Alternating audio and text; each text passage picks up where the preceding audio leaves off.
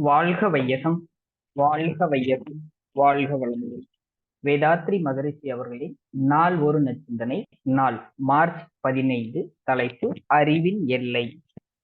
பொதுவாக அறிவுத்திறனை வகையாக பிரிக்கலாம். அவை: இயற்கை அறிவு, நுண்மான் நுண்புலன் அறிவு, உள்ளுணர்வு அறிவு, தேர்ந்த அறிவு, மெய் அறிவு என்பனவாகும். அதாவது இன்ஸ்டன்ட், பெர்ஸ்பியசிட்டி, இன்டியூஷன், நாலேஜ், விஸ்டம் என்பவனாகும்.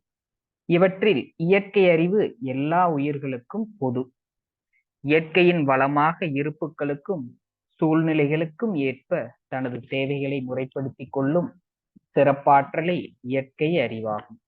இவ்விளைவை கணித்த விழிப்பில் முயற்சியோடும் சிந்தனையோடும் செயல்புரியும் பண்பாய் வளருவதே நுண்மான் நுண்புலன் அறிவாகும். நுணுகிய சிறப்புள்ள ஊடுருவி கூர்ந்துணரும் அறிவாற்றலே அது. இந்த அறிவின் வளர்ச்சி போக்கில் இயற்கை அறிவு மறைந்து நிற்கும். வளர்ச்சி பெற்று விழிப்பும் சிந்தனையும் கூடும்போது அறிவு பெறும் உயர் திறனே உள்ளுணர்வு ஆகும்.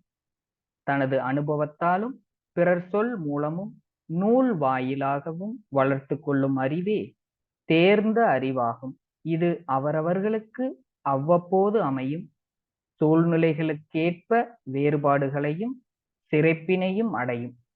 அணு முதல் அண்டங்கள் வரையில், மெய்ப்பொருள் முதல் உயிர்கள் வரையில், இயற்கை முதல் எண்ணம் வரையில் ஒன்று கூடி தொகுத்துணர்வும் பேரறிவே மெய் அறிவு ஆகும்.